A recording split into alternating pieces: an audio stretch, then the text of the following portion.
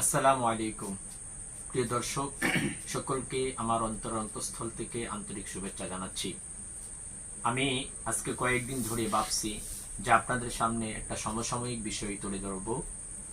বিশেষ করে আপনারা জানেন ইতিমধ্যে বাংলাদেশি তথা বাংলা ভাষাভাষী সারা বিশ্বে যেখানে আছে সকলের কাছে একটা আলোচনার বিষয় হলো মক্কা ডিফেন্স প্যাক্ট, অর্থাৎ যেটা মক্কা প্যাক্ট নামে পরিচিত। এই মক্কা ডিফেন্স প্যাক্ট নিয়ে সারা বিশ্বে, বিশেষ করে মুসলিম বিশ্বে এবং মুসলিম বিশ্বের পাশাপাশি অন্যান্য যে দেশগুলো আছে সকলের কাছে একটা আলোচনার বিষয় হলো মক্কা ডিফেন্স প্যাক্ট। এই বিষয়টা আপনাদের সামনে আমি তুলে ধরব। আপনারা জানেন যে সারা বিশ্বে একজন সমাদিত আলেম ছিলেন আল্লামা আবুল হাসান আলী নদভী রহমতুল্লাহ আলাইহ। উনি দারুল উলুম দেওবন্দ তথা দারুল উলুম নদওয়াতুল উলামায় লেখাপড়া করেছেন, দারুল উলুম নদওয়াতুল ইসলামে লেখাপড়া করেছেন এবং মৃত্যুর আগ পর্যন্ত দারুল উলুম নদওয়াতুল ইসলাম মাদ্রাসার বিশ্ববিদ্যালয়ের উনি অধ্যক্ষ ছিলেন। উনি একটা বইয়ে লিখেছেন যে যেহেতু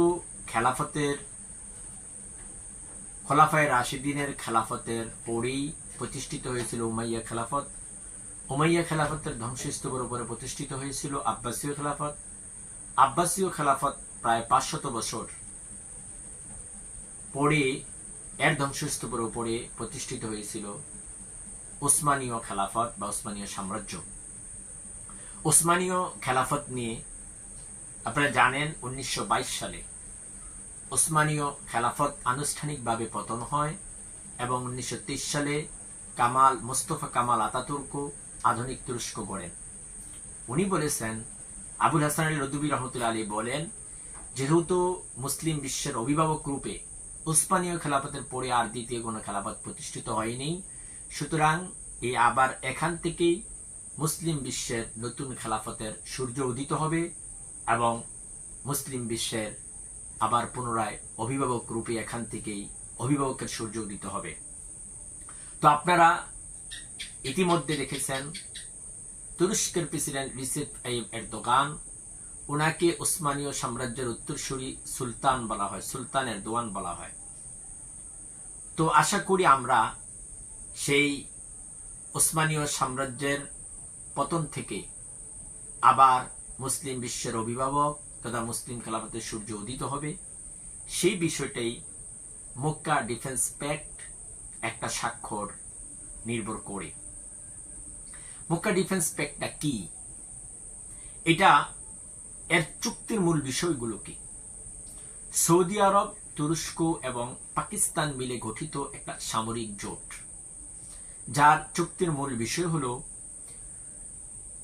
স্বাক্ষরের তারিখ গত 7 আগস্ট 2026 সালে পবিত্র মক্কা শহরে এই চুক্তি সম্পূর্ণ হয়।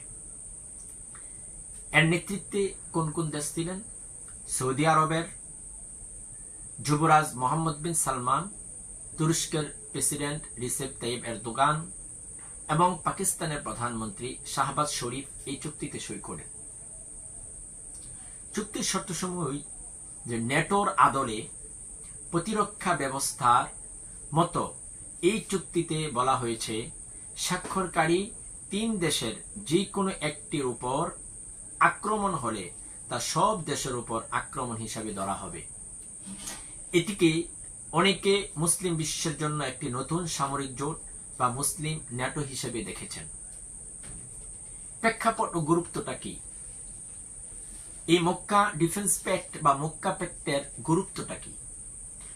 2023 সালে গাজা যুদ্ধের পর থেকে মধ্যপ্রাচ্যের নিরাপত্তা নিয়ে এই 3 দেশের মধ্যে আলোচনা শুরু হয়েছিল, সৌদি আরব, তুরস্ক, পাকিস্তান। ইসরায়েল যখন 2023 সালে গাজায় অতর্কিত হামলা করে মুসলমান শিশুদেরকে হত্যা করে এবং প্রেগনেন্ট মহিলাদের পর্যন্ত তারা হত্যা করতে কোনো রকমের দ্বিধাবোধ করে না, হাসপাতালে হামলা করে, স্কুল ইউনিভার্সিটিগুলোতে হামলা করে, তথা গাজায় মুসলিম নিধন এক হত্যাযজ্ঞ ইসরায়েল পরিচালনা করে। এই প্রেক্ষাপটেই মূলত মধ্যপ্রাচ্যের নিরাপত্তা নিয়ে একটি বিষয় ওঠে।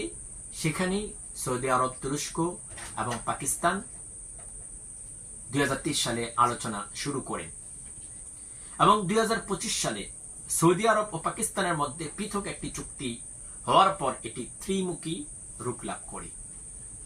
2025 সালে আপনারা জানেন পাকিস্তান এবং সৌদি আরব একটা চুক্তি করেন। ওই চুক্তিতে উল্লেখ থাকে এই দুই দেশের কোনো এক দেশে যদি হামলা করা হয় তাহলে দোনো দেশেই হামলা হয়েছে এটা তারা ধরে নিবে। মধ্যপ্রাচ্যের ভূরাজনীতিতে এই চুক্তির কৌশলগত গুরুত্ব অনেক বেশি। হ্যাঁ, মধ্যপ্রাচ্যের ভূরাজনীতিতে এই চুক্তির কৌশলগত অনেক গুরুত্ব ছিল, অনেক গুরুত্ব। কারণ আপনারা জানেন ইতিমধ্যে সৌদি আরব তথা মিডল ইস্টের এবং গালফ কান্ট্রিগুলো ওনারা ভেবেছিল এক সময় যে যুক্তরাষ্ট্র ওদেরকে রক্ষা করবে। ওনারা এককভাবে যুক্তরাষ্ট্রের উপর, আমেরিকার উপর নির্ভর করে তার নিরাপত্তা নির্ভর করে চলে আসছে। কিন্তু ইরান এবং আমেরিকার যুদ্ধের কারণে যখন আমেরিকায়, কুয়েত, কাতার, ওমান, বাহরাইন, সৌদি আরবে একত্রে ইরান যখন হামলা করে আর আমেরিকা যখন এই রাষ্ট্রগুলিকে রক্ষা করতে পারে নাই, তখনই এই রাষ্ট্রগুলো তারা অনুভব করে যে আসলে একক আমেরিকার উপর নির্ভর করে তাদের চলাটা ঠিক হবে না। তখনই তারা আবার তাদের নিরাপত্তার জন্য, মধ্যপ্রাচ্য নিরাপত্তার জন্য তৃতীয় কোনো শক্তির সাথে তারা যোগাযোগ মেনটেন করে। আর তৃতীয় শক্তি হিসেবে আপনারা জানেন বর্তমান বিশ্বে, মুসলিম বিশ্বের মধ্যে শক্তিশালী একটি রাষ্ট্র হলো তুরস্ক, যেটা বর্তমান তুর্কি নামে পরিচিত। তুর্কি, যার প্রেসিডেন্ট ছিলেন রিসেপ তাইয়িপ এরদোগান প্রেসিডেন্ট। এই তুরস্ক নেটোর অন্যতম একটি এবং দ্বিতীয় বৃহত্তম সামরিক শক্তিশালী একটি রাষ্ট্র। এবং পাকিস্তান বিশ্বে মুসলিম রাষ্ট্রের মধ্যে পরমাণু অস্ত্র সম্মিলিত একটি রাষ্ট্র। এবং সৌদি আরব হল সারা বিশ্বে অর্থনৈতিকভাবে একটি স্বাবলম্বী রাষ্ট্র, যাদের জ্বালানি বা তেলের উপর নির্ভর করে যাদের অর্থনীতি গড়ে ওঠে। তাহলে এই তিনটা রাষ্ট্র, সৌদি আরব, তুরস্ক এবং পাকিস্তান, তিনটি রাষ্ট্র তিন দিক দিয়ে শক্তিশালী। তাই ওনারা মধ্যপ্রাচ্য নিরাপত্তার জন্য একটা সামরিক জোট গঠন করেন, যেই সামরিক জোটের নাম হলো মক্কা প্যাক্ট। বাংলাদেশের আগ্রহ আপনারা দেখেছেন ইতিমধ্যে আমাদের এখন সৌদি আরবে ওআইসি পররাষ্ট্রমন্ত্রীদের একটা বৈঠক চলছে। সেখানে আমাদের পররাষ্ট্রমন্ত্রী হুমায়ুন কবির, পররাষ্ট্র প্রতিমন্ত্রী হুমায়ুন কবির ওখানে উপস্থিত আছেন। এবং গতকাল আমাদের পররাষ্ট্রমন্ত্রী ডক্টর খলিলুর রহমান উনিও সংসদে বলেছেন যে মক্কা প্যাক্টে অংশগ্রহণ করা বাংলাদেশ সরকার এবং বাংলাদেশের জনগণ আগ্রহী, ওনারা আগ্রহ প্রকাশ করেছেন। কিন্তু সম্প্রতি বাংলাদেশ এই মক্কা প্রতিরক্ষা জোটে যোগ দেওয়ার আগ্রহ প্রকাশ করেছে ঠিক। এই বিষয়ে বিবিসি বাংলা এর প্রতিবেদন অনুযায়ী বিশ্লেষকরা মনে করেন এতে সামরিক ও অর্থনৈতিক সুবিধা পাওয়ার সুযোগ থাকলেও আঞ্চলিক রাজনীতি ও নিরাপত্তা নিয়ে কিছু ঝুঁকি ও প্রশ্ন থেকেই যায়। আচ্ছা, বাংলাদেশ মক্কা প্যাক্টে মুসলিম সামরিক জোট বা মুসলিম নেটো জোটে যোগ দিবে, এতে করে বাংলাদেশের নিরাপত্তা ঝুঁকি বা প্রশ্ন কি থেকে যায়?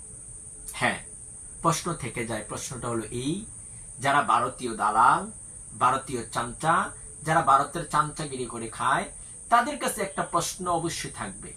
আপনারা দেখেছেন কিনা জানি না, আমি গত 2 দিন আগে একটা ভিডিওতে দেখেছি এক ভারতীয় গোমূত্রখোর, যারা গোমূত্র খায়, গরুর মূত্র খেয়ে যারা প্রসাধনী বানায়, সে একটা কথা উল্লেখ করেছে ওখানে যে ইউক্রেন ন্যাটোতে যোগ দিতে চেয়েছিল, রাশিয়া বাধা দেয়। রাশিয়া বাধা দেওয়ার পরও ইউক্রেন না শুনে ন্যাটোতে যোগ দেওয়ার জন্য ওরা সকল প্রস্তুতি নিয়ে নেয়। এই ইউক্রেনকে ন্যাটোতে যোগ দেওয়া ঠেকাতে রাশিয়া ইউক্রেনের উপর হামলা করে।